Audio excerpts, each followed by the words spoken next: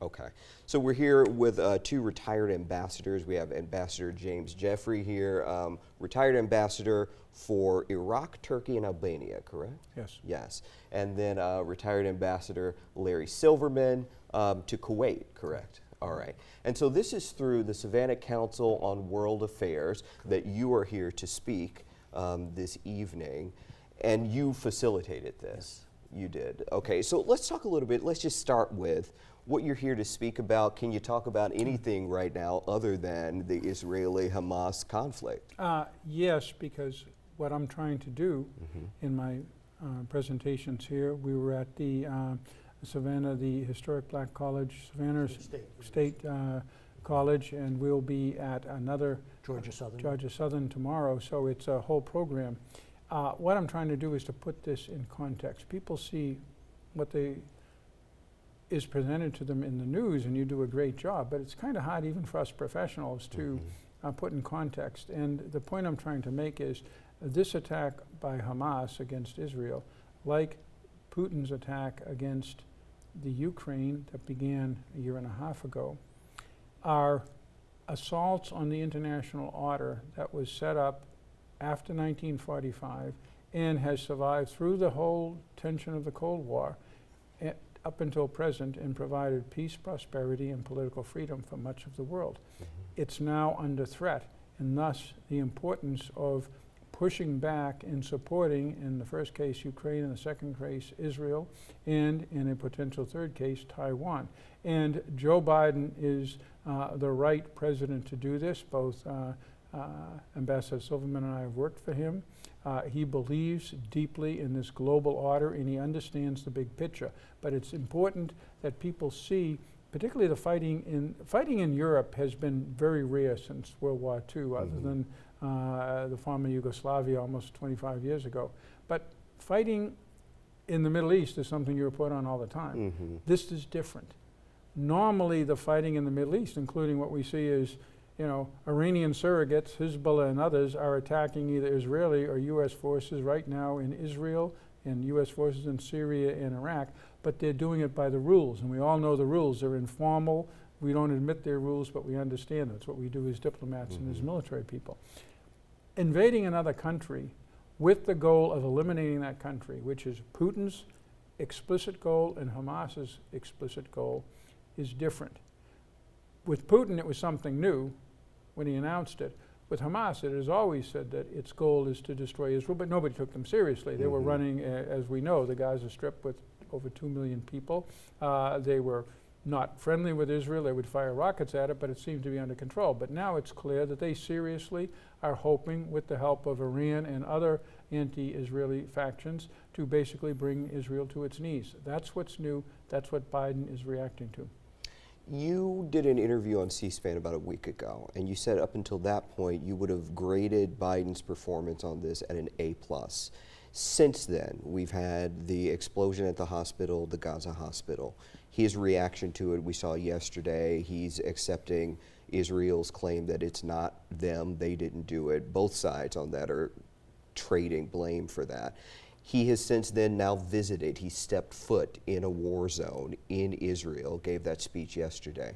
So after these events, how would you grade his response? Because that was a tricky thing he did yesterday with all of the unrest unfolding after that hospital explosion. Okay. Edmund, it's gone from an A+ to an A++. That's extra credit. The reason is he has taken enormous risks, both going to Israel knowing that something could go wrong, and the first thing that went wrong was, of course, the attack on the hospital, and the fact that the Arab leg of his visit, which was very important to maintain balance, that's what we always do between our Israeli relationship and our relations with friendly Arabs, in this case Jordan, Egypt, and the Palestinian Authority, that went down the drain. And he just handled that on the fly, continued his trip to Israel, and he also took a big risk, at least initially, in making it clear to the international community that it was not Israel's fault, that attack on the hospital, before we had seen all the evidence. It turns out we've now seen the evidence, and the U.S. government is now on its own, with its own information, convinced that it was the fault, as the Israelis say, of the Islamic Jihad organization. But those were risky things, but he knew he had to do it because of his strategy. He has to show unrelenting support to Israel, including this extraordinary naval military buildup to deter Iran and Lebanese Hezbollah from intervening, in order to have leverage with Netanyahu to ensure that Netanyahu doesn't go down a rat hole in Gaza that will destroy everything we're trying to do in the Middle East. Ben, I know you want to jump in, but retired Ambassador Silverman, you worked for President Biden when he was vice president for a year. You were special assistant. So do you give him an A++? I think he's done a very good job. I don't think people understand two things. One, Ambassador Jeffrey just referred to, the risk that's involved in doing this. This is a very unusual thing for a U.S. president, without knowing exactly what the outcome is going to be, to put himself in a place where things can go very wrong. That's number one. But the other thing I want to mention is people don't always know what diplomacy is. Well, let's not look at just President Biden, but look at Secretary of State Blinken. He's basically taken up residence in the region. Went to Israel first to demonstrate support. But then it's all of the neighbors, and I think your viewers should focus on where else he went. He's going to countries that may have influence, hopefully, with Hamas. You know, we're not just talking to the people, to the Israelis who are backing, and he's talking to the Palestinian Authority, because you want to have, hopefully, some maintenance of stability in the West Bank. We talk about the potential for escalation. You need to have messages that mainly it's the naval deployments that Ambassador Jeffrey referred to, but that everybody understands that we are very much present in that region and we have a stake at what's going on. Of course, there are American hostages, as you know, among these people. So I think it is a very good record on that, but it's the broader diplomacy. People don't understand so many things. You even have to go to your allies in Europe to make sure they're on board with you in support of Israel. Well, I wonder if you might, let's kind of stay there for a moment, because I know, U.S. officials, both the Secretary of State and the President, have come out very strong in their support for Israel. Sure. We know they're also working other diplomatic channels, even with countries that are maybe our Arab enemies. So could you kind of pull back the curtain on that and sort of how that would be going right now and what sort of conversations they would be having with friends and foes? The Middle East is a complicated place. It's why the global order since 1945 hasn't seen a whole lot of fighting in sub-Saharan Africa, in South America, or even in East Asia, other than Vietnam, and so for the last 50 years. Whereas the Middle East, you keep on reporting on fighting. It's very complicated. No Arab state, other than President Assad's rogue regime in Syria, is rooting for Hamas. Only Iran is rooting for Hamas, but Iran is a tremendously powerful state in the region because it fulfills a role filling a vacuum. Because the Arab states cannot organize themselves, and we have moved somewhat away from the region, although, as you saw, we came roaring back with a huge fleet within a week. But the states also understand that their populations support the Palestinians and are not pro-Israeli, even if Saudi Arabia and the Emiratis and Jordan and Egypt work with Israel, including on economic security and other things.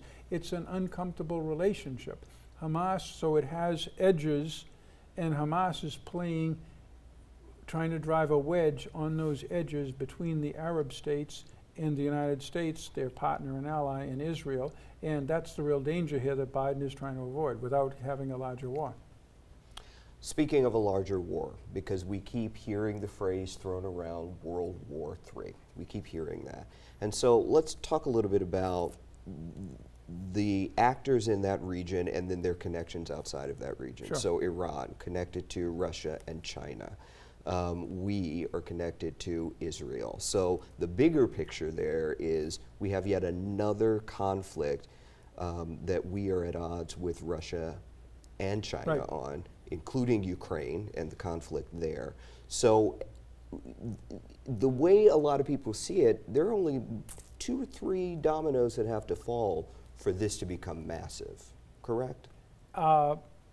If you go with the analogy of the 1930s, where Germany and Japan and Italy were nibbling at the Sudetenland in Czechoslovakia, Manchukuo in China, and Abyssinia, now Ethiopia, places most people hadn't heard of, and everybody, including the United States, sort of ignored it. And suddenly we had Japanese planes over Pearl Harbor and German bombers over London. That's exactly, as clear as I can be, the danger people in the governments here and around the world see in this. So it's not that these places, Taiwan, Israel, and Ukraine, are important in and of themselves, although they're pretty important places. They're powerful middle countries, power countries. It's that this becomes a pattern.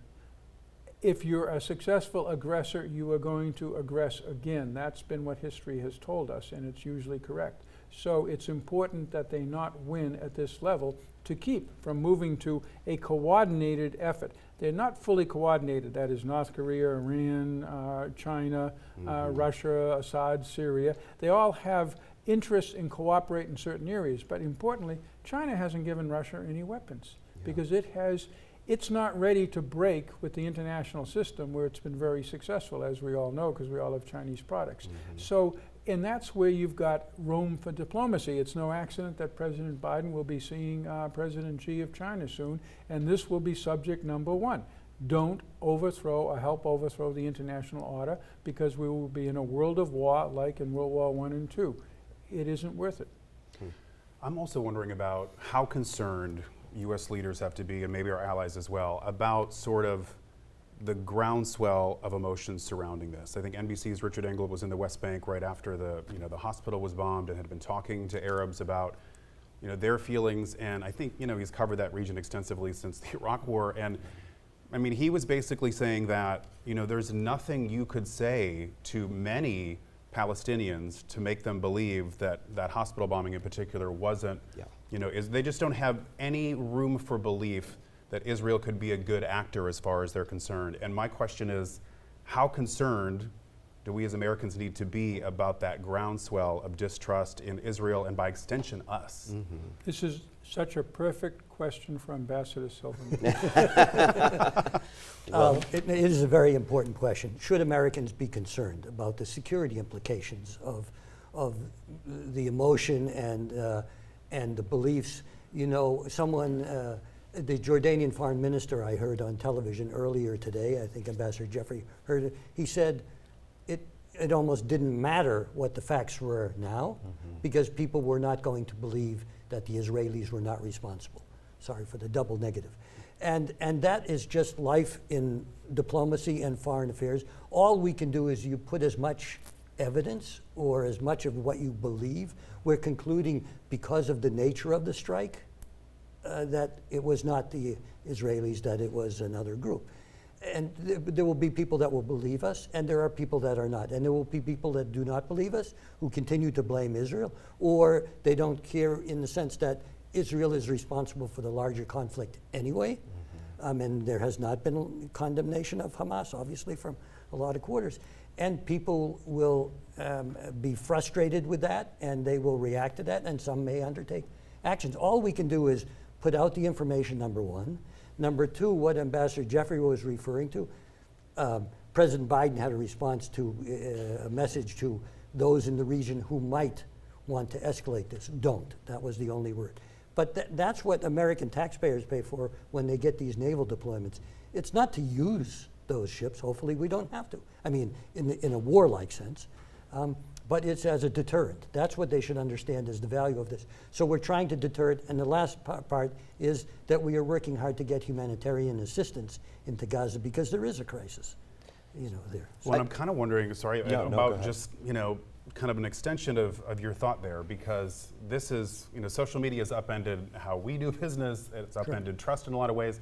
But, it's not too hard to find a social media feed of an American being very critical of Israel and based on what they're seeing maybe on social media of what is going on over there. Is that something you think the administration is actively concerned about right now? I don't know how big of a groundswell it is, but Is that something that they are actively working to combat sort of misinformation that Americans are now contributing No, absolutely. It doesn't matter whether you're an American or not. And Americans have the right to express their opinion, and some, will be on one side and some will be on the other side, and they have the right to express that. What we don't want to see, obviously, is any kind of violence in, I don't want to say in response, because nothing justifies what we have seen, in the region. The loss of civilian life is tragic. Whatever the loss of life at the hospital is in Gaza is a tragedy, period. But all you do is you get out the message, you keep trying to tell people what you think is the situation, is the correct information, but you can't ultimately, totally compete with social media. On the other hand, you deal with the humanitarian issues involved because that's so important. But we may be unfair to our friends in the region, including Foreign Minister Safadi, who Larry and I know. Behind closed doors, if you have a good argument, he will listen. And also by President Biden so quickly, before all the facts were in, telling Bibi, I guess the hospital bombing was the other team's doing, not yours. What he was sending was a message all through the region, not to the people in the street, but the people who really make the decisions in the chanceries of government. I am with Bibi on this particular point. Be careful. And that's diplomatic signaling, and that has a huge impact. It's far better that we can make that argument than if it really was even a mistaken Israeli strike, which we've seen repeatedly. So misinformation, distrust, and fear, that all can bleed over into economics. We're looking at that region, the Middle East. There's a lot of oil. Oil prices have already jumped up a little bit, about 2%, not much, but there's a potential there for that to get out of hand. So for folks here who are thinking, and we've heard these conversations, is the price at the pump about to go up because of this? How far out are we from something like that? There's always a risk. I was involved in the Yom Kippur War 50 years ago when Israel was last surprised by an attack by Arab states. I was part of the American military.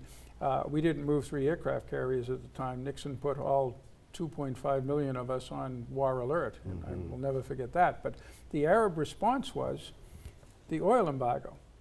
But the important thing about the oil embargo was it wasn't just to put pressure on Israel and the United States. Iran, which was allied with the United States and close to Israel, joined that and was aggressively pushing it for market oil reasons.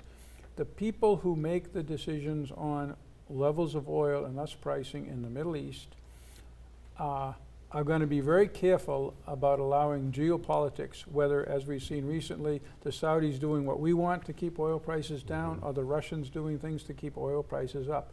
They know that their future depends on being a reliable exporter of oil. They're not going to risk that easily. Because Russia and China already want OPEC to put sanctions on Israel when it comes to oil and food, correct? That's right, Yeah. but the problem is, today, these countries put sanction on country X.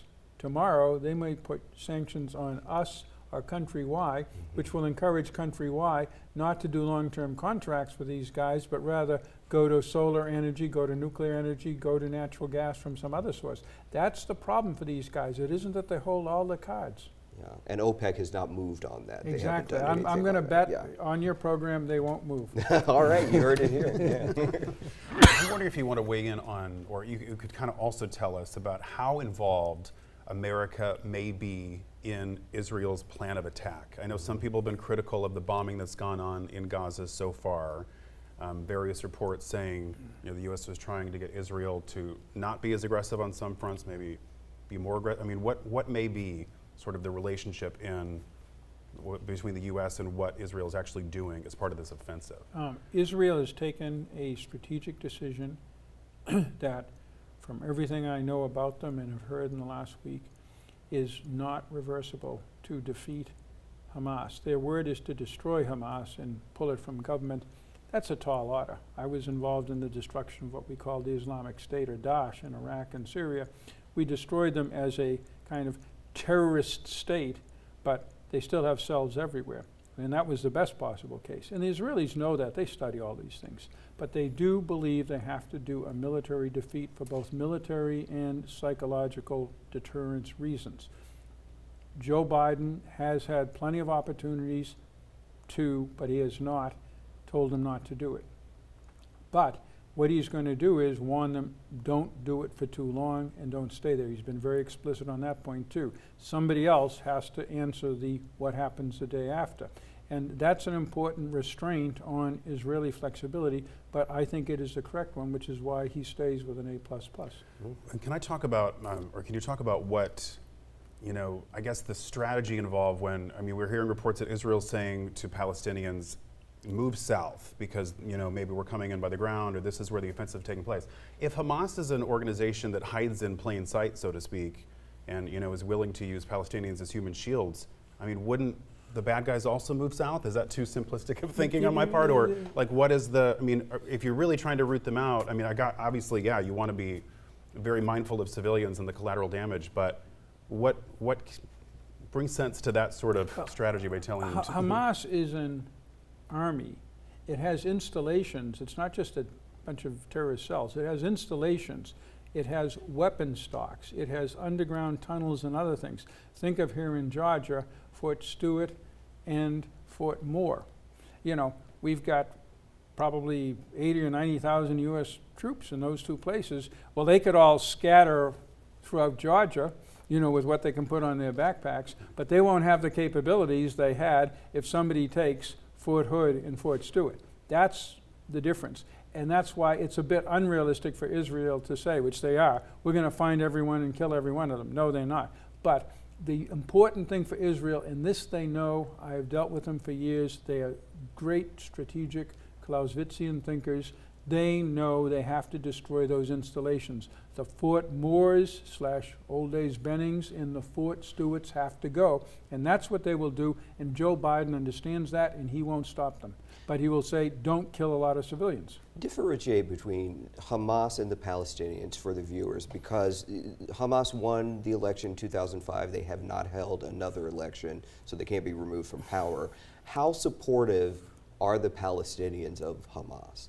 I think Larry was out there telling them how to vote back in 2005. I wasn't. I was back here in Washington. But I don't think, we need to distinguish between Hamas and the larger Palestinian population. And, I don't know. You can't do a public opinion poll and say, do you support Hamas?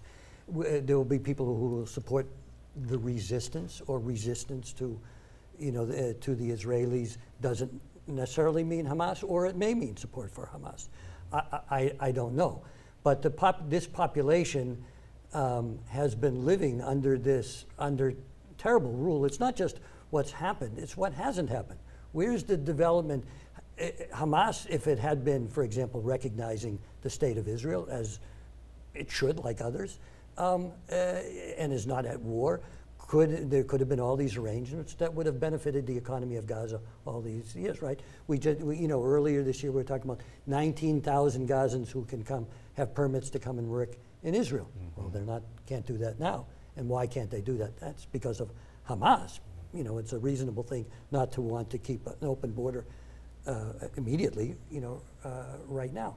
So Hamas has done a great disservice, obviously, I think, to the Palestinian people, and particularly those in Gaza.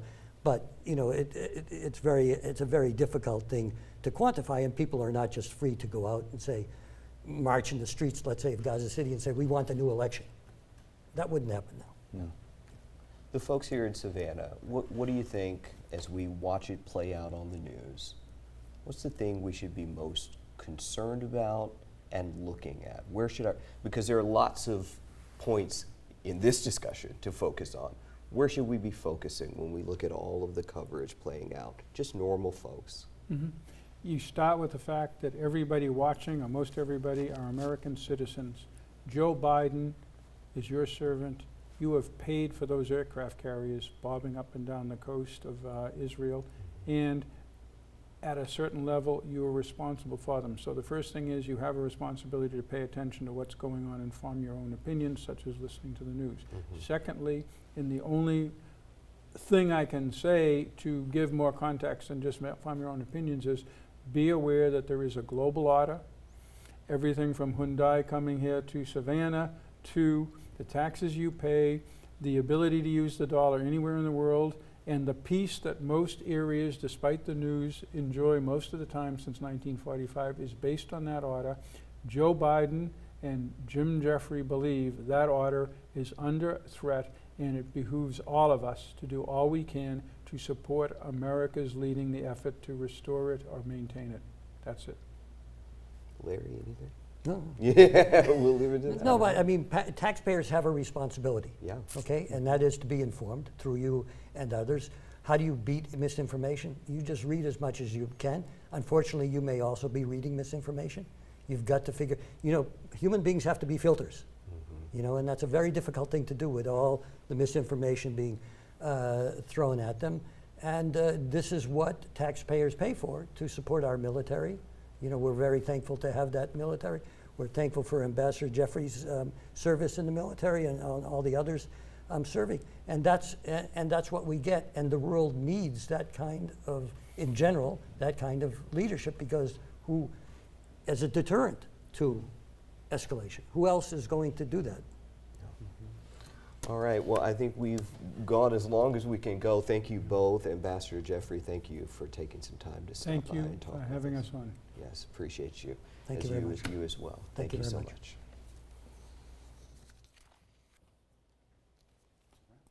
All right, thank you.